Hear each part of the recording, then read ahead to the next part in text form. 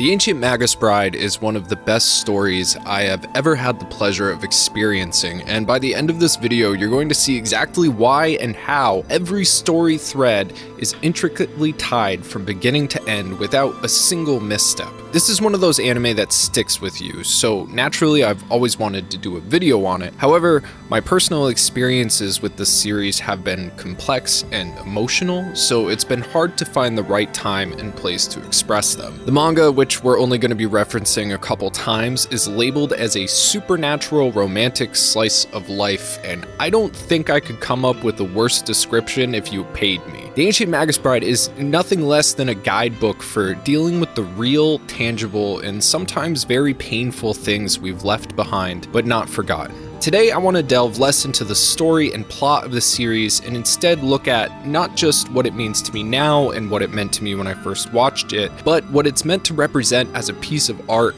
about realizing the self. And in order to do that, we have to take a deep look into the characters. And I feel like despite being deeper than Tahoe, the Ancient Magus Bride is an anime for everybody. It's a series that you could use to gateway your boring coworker into anime. It easily captivates from the first episode, and it could show somebody new the kind of intense introspection this medium can impose. It's also an excellent example of how an anime can sometimes elevate its manga or light novel source material to amazing new heights without compromising its integrity. The music, the color, the atmosphere of this work as a whole is truly beautiful. You can tell how much love and passion was poured into it from the first episode to the last. Its characters are relatable despite their intense struggles that most of us will likely never face. The universal feelings inherent to the human condition behind those struggles are so perfectly put on display that even the most emotionally stunted of us would be hard-pressed not to crack under their weight. Needless to say, this is a series that holds a lot of significance and meaning to me personally. Speaking about it requires a certain amount of vulnerability I haven't felt comfortable with for some time, but as you'll see in a couple minutes, finally making a video on the Ancient Magus Bride came to me at a time when I needed it most, rather than me deciding to go to it. Anyway, my name is Mike, welcome to Bonsai Pop. This is the Ancient Magus Bride. Let's get into it.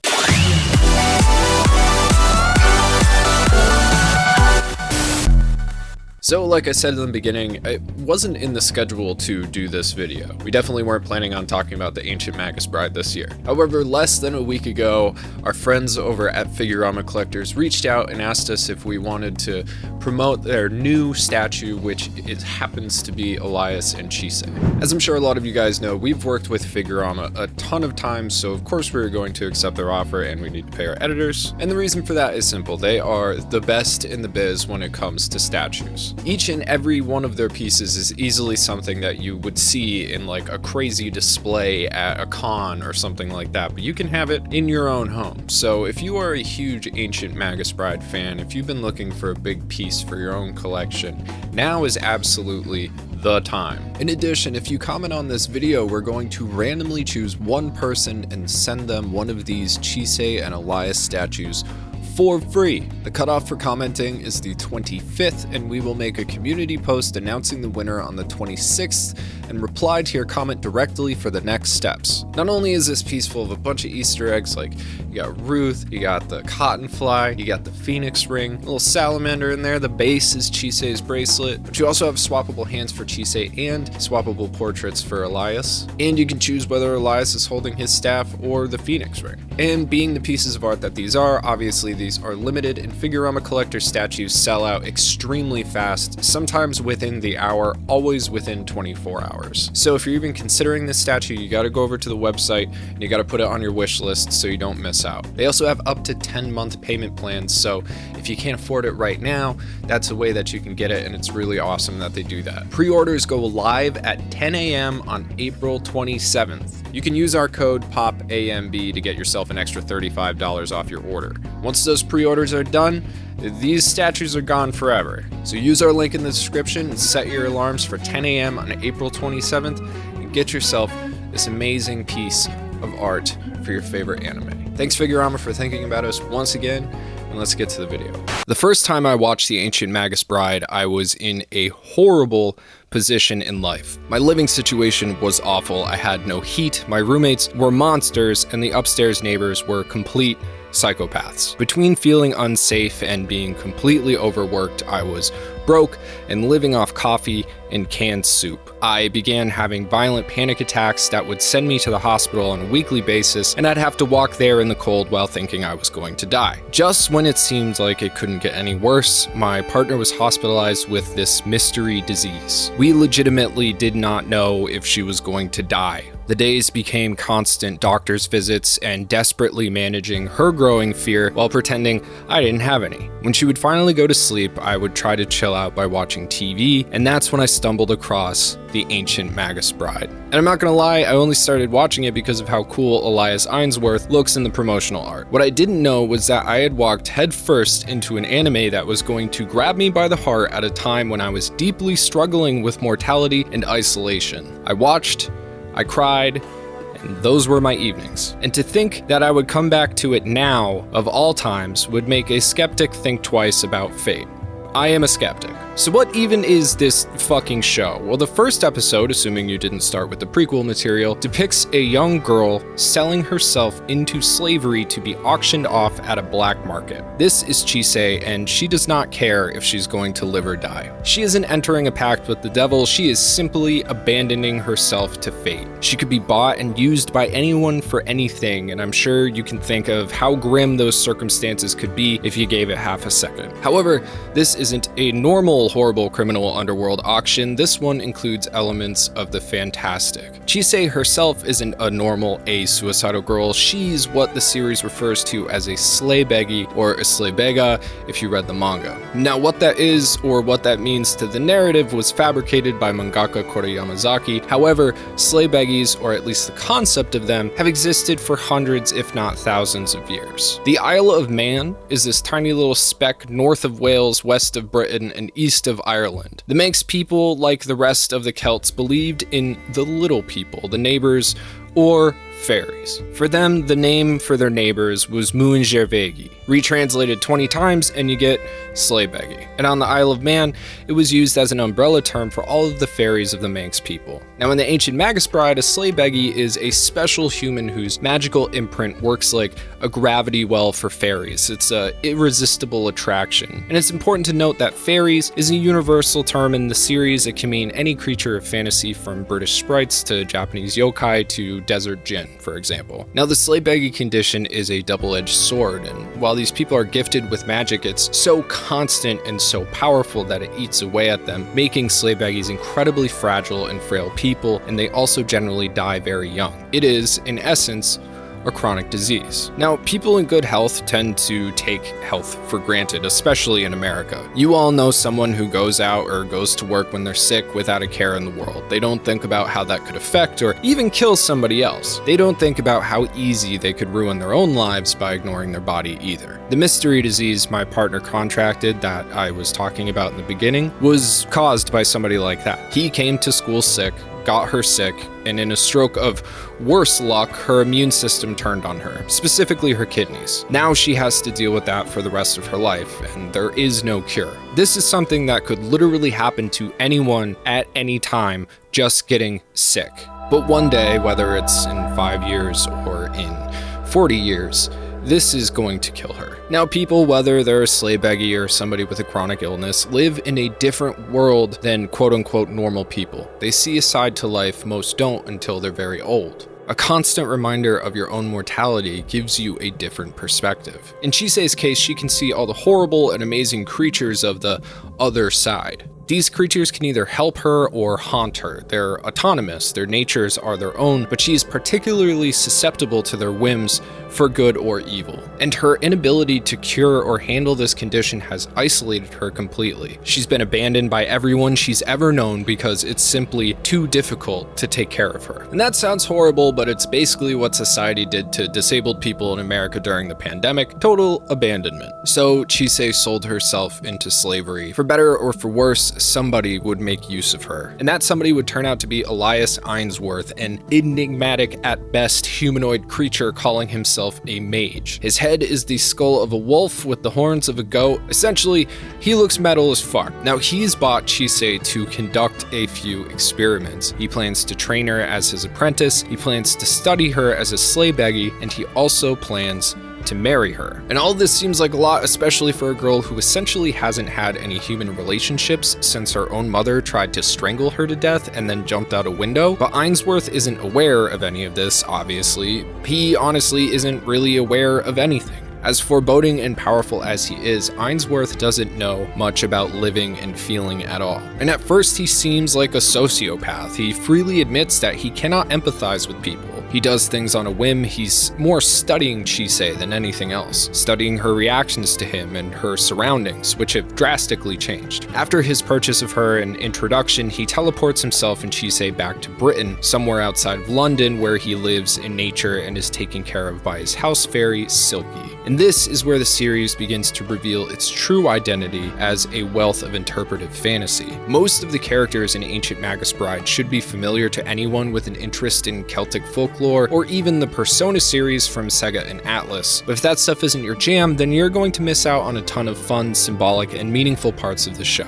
For instance, I mentioned Silky. She is a common fae folk believed in by the ancient people of the British Isles, spelled Silkie, and otherwise known as a form of brownie, and not to be confused with Selkies, Selkies. Silkies are house spirits, usually dressed in silk. They're said to be great housekeepers and companions, assuming they're treated right. And that pretty much goes for all the Hilda folk. Don't mess with them and always treat them with respect, or they're going to wreck your life or even kill you. Also, generally don't listen to them too much because they'll trick you, and it's your fault if you fall for it. They can't be blamed for your stupidity. So all of a sudden, Chise goes from her personal hell to what could be considered a heaven. She has a home, someone who at least understands her condition and seems to care for her in some way, even if it's simply a whim, and a magical world of new possibilities to explore. However, you can't just transplant someone into a better situation and expect everything to be fine. Chise is still Chise and will carry her experiences with her wherever she goes until she finds a way to put them down. And that goes for anyone for any reason. In fact, it's often when you begin to feel safe and comfortable that you begin your hardest personal struggles. When the outside forces of conflict are gone and the dust settles,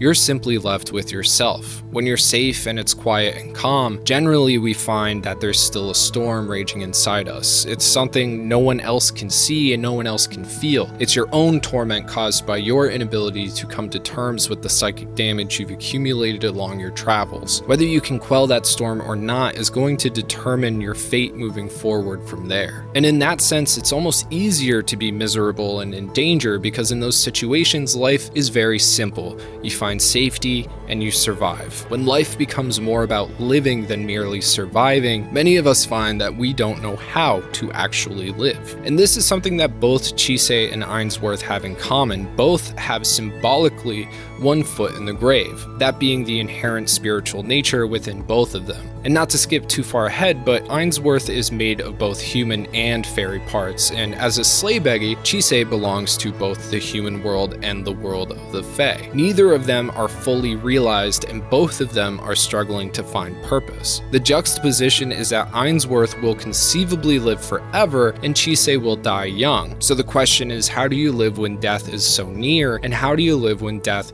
is inconceivable? But this is ironically the foundation of human existence. We cannot understand death outside of its basic concept. We are our universe, and when we die, all that we know disappears with us. Trying to wrap our heads around that is impossible, and I think in the series, Joel says it the best. We all fear death. Even knowing that he's going to pass peacefully doesn't make Joel not afraid. Yet, for all of us, death is literally around every corner. I could die from an aneurysm right now while reading this into my microphone as easily as I could live into old age. We are forced every second of our lives to contend with an end we cannot understand that could happen at any moment. So in a big way, the conceptual marriage of Chise and Ainsworth is a unification, a completion to these juxtaposed concepts. It is the realization of the self, which is said to be the ultimate goal of a human being. When the self is realized, we can return to the universe fulfilled. So for Chise, death is always calling to her because she's essentially a magnet for the Fae folk and considered to be blessed by them. They want her to join them in their world. However, while doing so might allow her to live forever, she would also be giving up her humanity, aka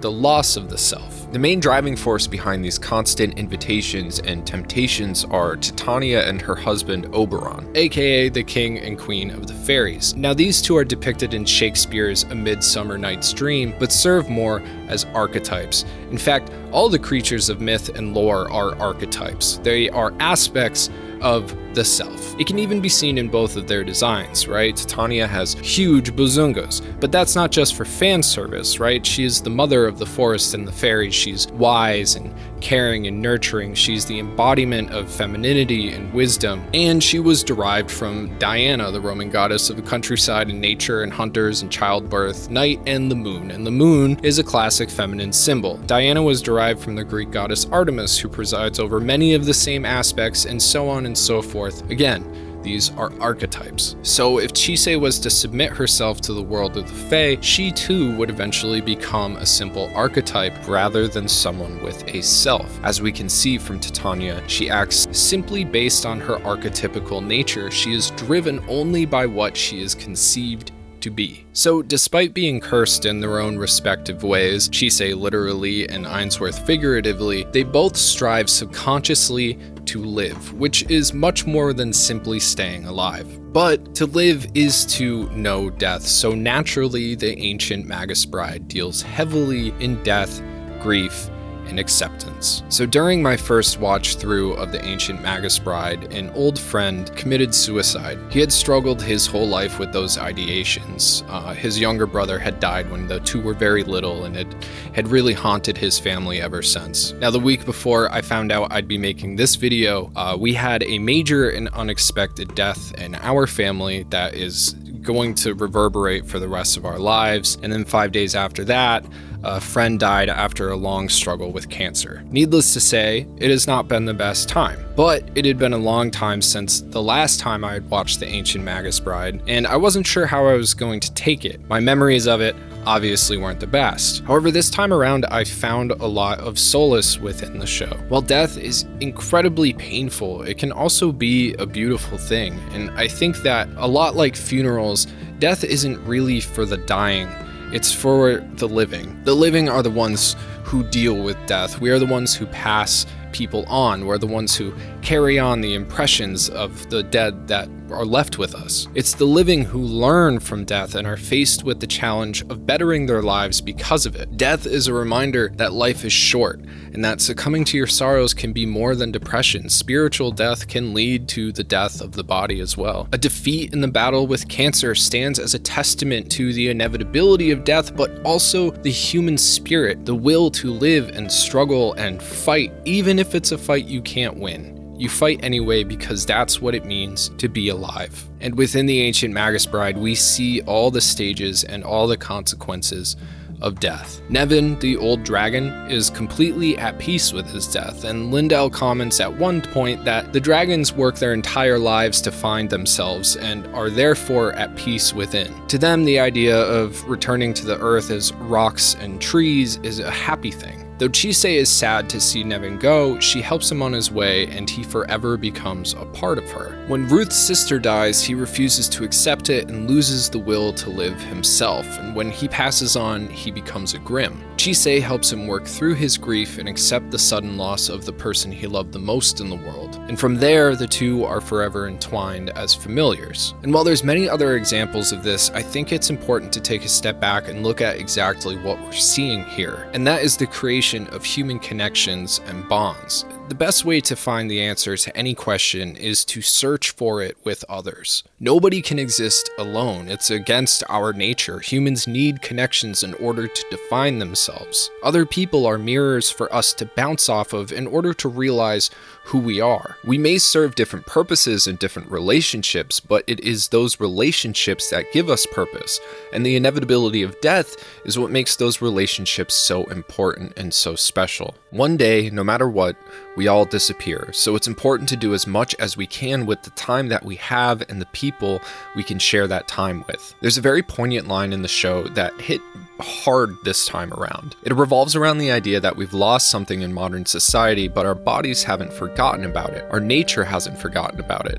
It's something intrinsic to the human condition that we've covered up with convenience and technology. We're so distracted by the bullshit and politics and the 24-hour news cycle, by trends and our own desire to be seen as special, by the recent enablement of the human voice to be screamed out into the endless void of Facebook and Twitter. It's through these lenses now that we base our self-worth and happiness, our hopes and desires, comforts and fears, and it's through these lenses that we see the world around us. Yet despite all the information and the company of billions, we're so isolated. I read a study recently about the effect of awe on the elderly, and apparently the idea is to just go for a walk and stop somewhere and look around and really take it in. Go somewhere you haven't been before and just try to appreciate something natural, whether it's small or a great expanse, and supposedly people who practice this have lived longer, healthier, happier lives. And that's simply by appreciating the world around you for how insanely amazing it is. How something as small as a clover or as huge as a valley actually came into existence, and everything that they encompass within themselves. And the fact that they're all different, every single thing is unique. Even with all the accumulated knowledge of the human race at your fingertips and the entirety of the human population outside your digital window, you can never really know what a valley is until you look out over one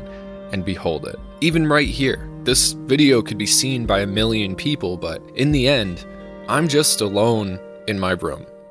I'm alone. Your likes and your comments, they can communicate to me, but I'm still isolated in this box. And I think that's the purpose of the setting in The Ancient Magus Bride. Ainsworth and Chise live in a hamlet, just a train ride away from London. And while in the city they may occasionally see a spirit or two, but back home things are wild and free. The landscape is beautiful in any season, and the Hildefolk come and go as they please.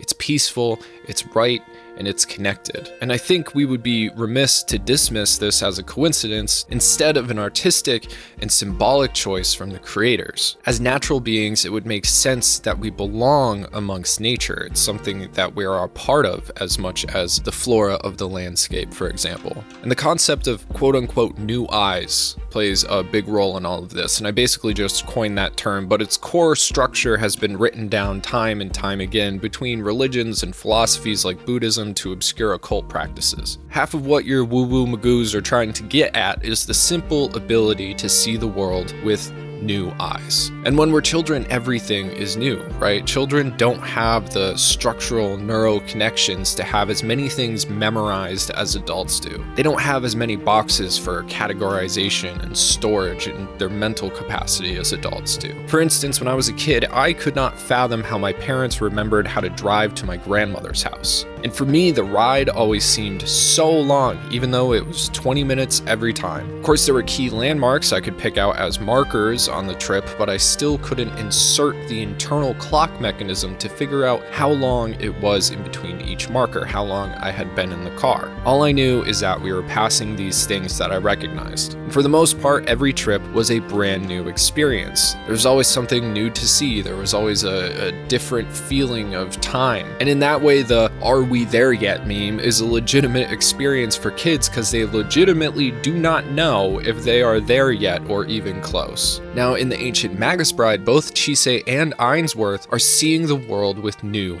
eyes. For Chise, it's understandable. She's Japanese and seemed to have grown up in the cities for the most part, and she was alone besides the dark creatures that always threatened to literally eat her. Now she's in a world and a country she's never seen for the very first time, experiencing a side of life she only read about or saw on the television. Naturally, she makes mistakes and gets herself into trouble, but she has a guardian of sorts to help her and guide her. The literal magic in these experiences can actually stand metaphorically as the magic people experience with new eyes, or seeing things as a child would. I mentioned mental boxes earlier, and that's because human beings strive to categorize things and put them into these boxes. It makes it easier for us to memorize the traits of these things, whether they're to be avoided or if they're benign, for example. However, when you know absolutely nothing about what is before you, it exists outside of those boxes. It could be anything. It could react in any way, and this leads to inherent curiosity. A great example of this is actually penguins that live in Antarctica.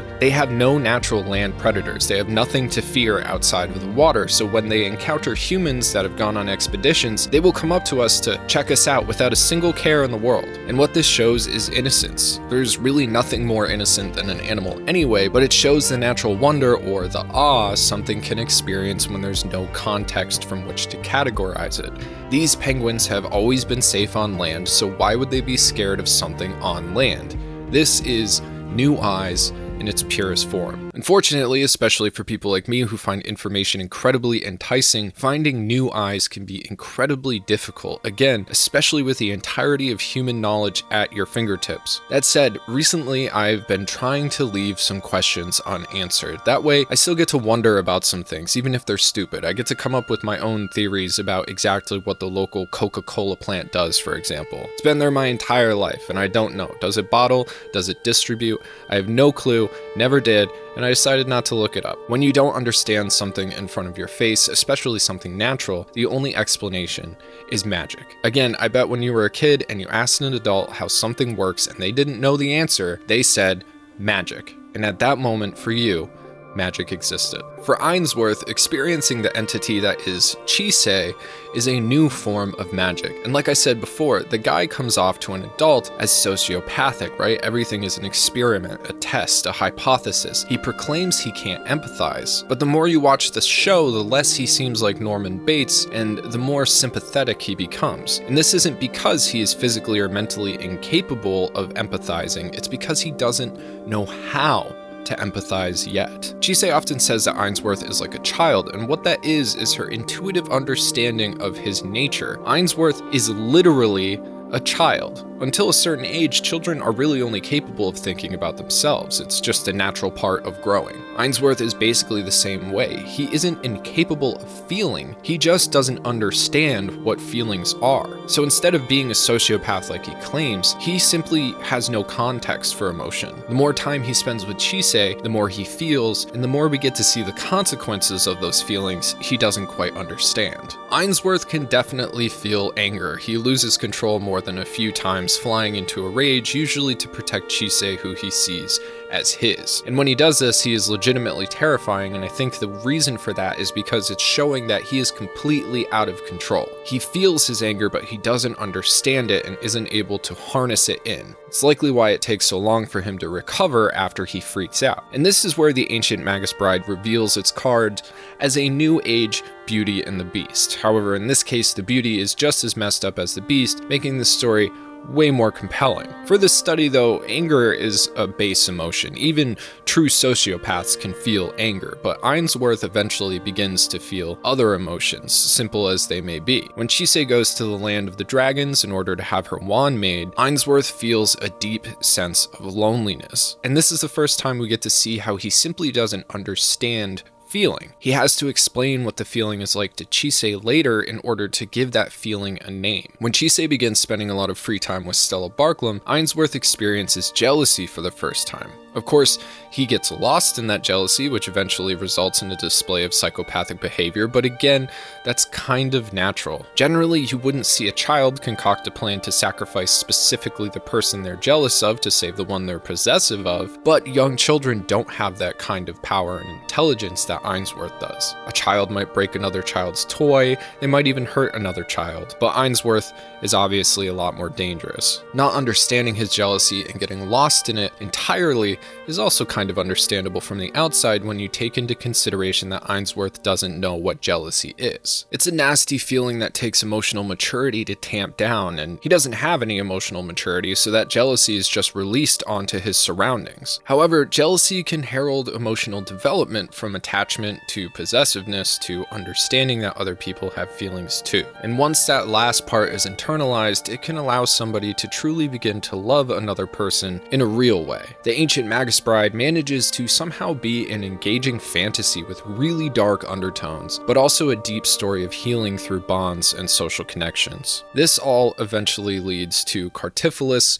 and Joseph. And Cartiphilus, or Cartipulus for you pronunciation Nazis, is also known as the Wandering Jew, though that title was never used in the series due to it maybe being taken as anti-Semitic. But he is the mirror to Chise. And also in the Cartiphilus lore, he is called Joseph after he is eventually baptized. And this man was said to have taunted Jesus on his way to his crucifixion and was cursed with immortality until the second coming. In the Ancient Magus Bride, he was said specifically to have thrown a rock at Jesus, but it doesn't really make a difference. When read in some kind of biblical allegory, this minor character is pretty typical. However, practical application of him within a more detailed story reveals not just the reality of Cartiphilus's condition, but the unfairness of his punishment. From before the Roman era all the way to the 20th century, public executions were commonplace. It was basically a form of entertainment, a way for people to let off steam while criminals were punished for their trespasses against society. Millions, if not billions of people have thrown rocks at supposed criminals over the centuries,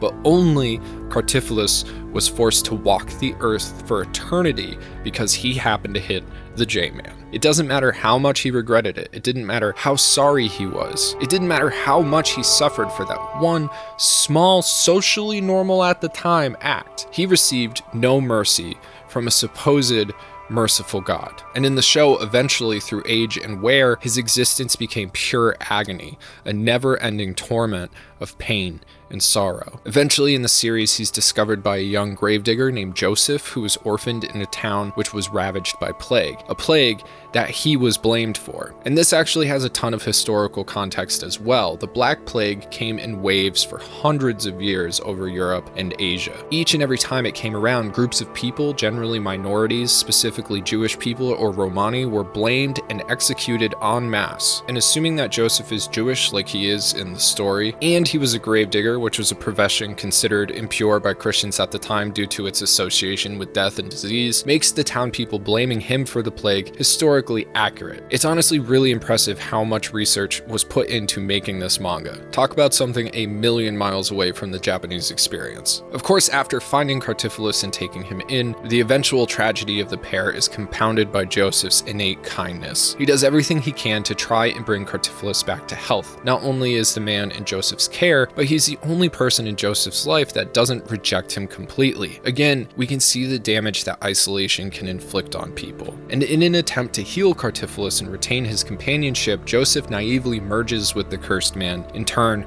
cursing himself. And centuries later, after learning the only way to escape his eternal pain is by torturing or killing others, Joseph and Chise cross paths. You see, one of Chise's trials, and probably her most important, is dealing with her own warped sense of compassion. She generally acts selflessly in order to help others, and this is often done at great personal risk. Time and time again, she puts other people's lives before her own and almost dies. And while this can be taken as noble, it has much darker connotations due to her pathology. In media, especially in America, we love our heroes. Heroes jump in to save the day, and thanks to Christian bias, Americans love a martyr, someone who sacrifices themselves for the cause, who's willing to pay the ultimate price, generally to simply make a point. The reality of that situation is generally much more bleak. Self-sacrifice is a selfish thing. It's one thing to do your best to help another person, it's another thing to die with them or take their place. Realistically, when you die, your problems disappear along with you, but everyone you supposedly cared about so much is left without you.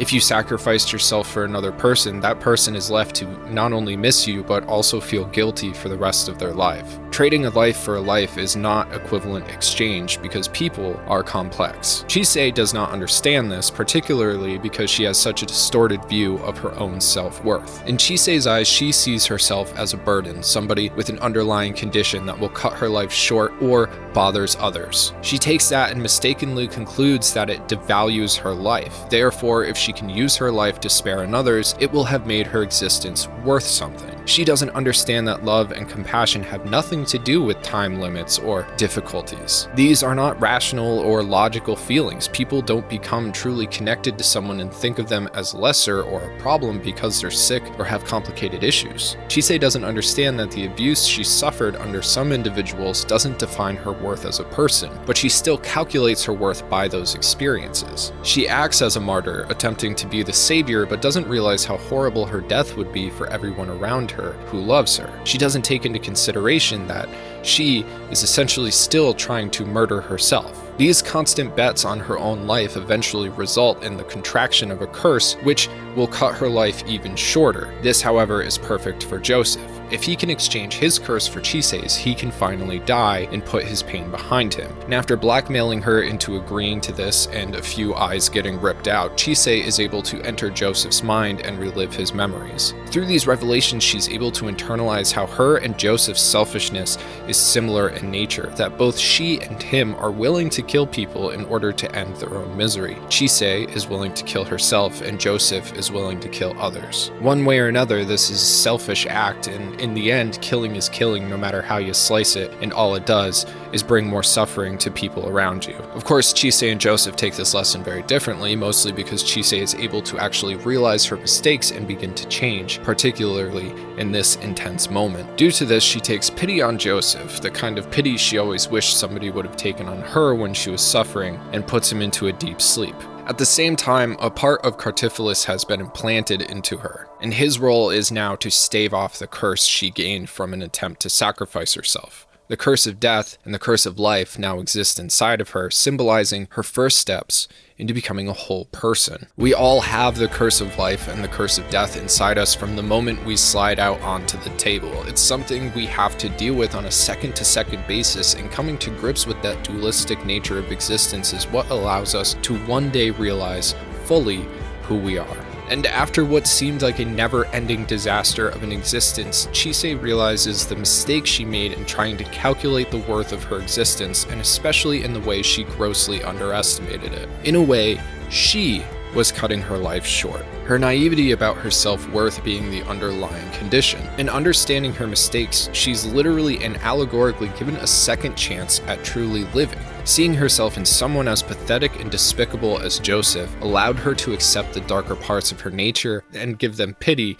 the way she literally showed pity to Joseph himself. In doing so, she took one step farther towards becoming a complete person, a step farther towards self-actualization. So while writing all of this, I've been going to funerals and seeing family, trying to help people through deep loss while also experiencing it myself. And it has been a difficult experience. I really haven't wanted to get in the chair, but every time I did, I found writing to be pretty easy and the words forthcoming. My experience with the Ancient Magus Bride this time around was much more cathartic than the first, probably because I'm older, I've experienced a lot more, and I'm in a completely different place. My memories of the show were bitter, and I had mostly taken away how depressing it was, but this time I saw instead a wealth of positivity. A lot of people seem to think that positivity is ignoring all the bad things and only focusing on the good, diminishing thoughts of a negative future and hoping for a good outcome, even if the evidence shows otherwise. Instead, I think true positivity only comes from first accepting the negative aspects of yourself and others or your situation, accepting the negative aspects of the experiences you've had and things you've witnessed, and after accepting those things and finding the thread woven throughout them that brought you all of your joys, that's true positivity. You can't find happiness if you don't know sorrow, and you can't be sorrowful if you were never happy. Therefore, misery is not a net negative unless you allow yourself to drown in it. You can't be sad after somebody passes unless you loved them in some way, and in that way, their passing allows you to appreciate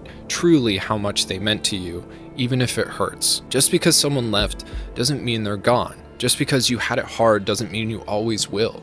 Impermanence is the only permanence. Whether we have taken the time to think about that or not, it's an ever-present experience we're forced to go through. It is neutral, and because of that, it can sometimes seem cruel and sometimes miraculously sympathetic. And the older I get, the more times like this that I face, the more I feel like I'm coming to grips with that. The ups and downs, and knowing that the downhill will eventually lead to a new climb, and that will inevitably peak and return back to an equilibrium. So I guess, hopefully, if you're going through a shitty time, or maybe if you just needed a reminder that that we're all out here struggling to find ourselves, this video helped you. I'd also like to point out that I didn't spoil the ending of this series, or season 2 at all, so if you haven't watched the show and are still watching this for whatever reason, there's even more to enjoy. Regardless, I'm Mike, this is Bonsai Pop, and that's all I really had to say this time. Thanks for watching.